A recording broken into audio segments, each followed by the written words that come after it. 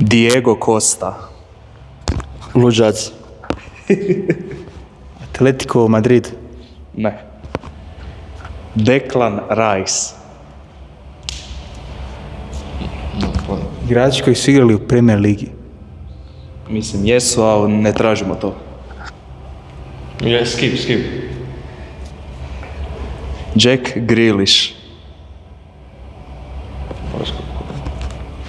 Igrači koji su zabili Real Madridu. Mislim, da, ali ne.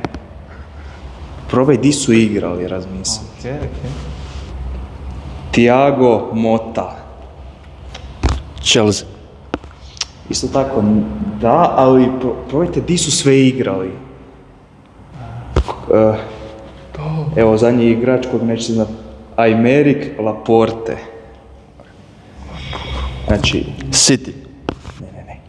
Znači, igrali su, razmislite, klubsko i državno.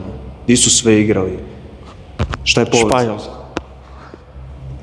Pa kad je Grealish igrao u Španjolskoj, Filipe? A nikada. Diego Costa, pa kao. Razmislite, di je Diego Costa sve igrao? Chelsea, Atletico... Državno. Otkud je rođen i di je igrao i... Sad sam skoro rekao. Brazil. Je igrao za Brazil. Ali ajmo ovako, ovo vam je poznato za Declan Rice-a. Iz koje zemlje? Znači u mlađim i u starijim. Da, igrali su više od jedne države. Koji kurac, ovo ne...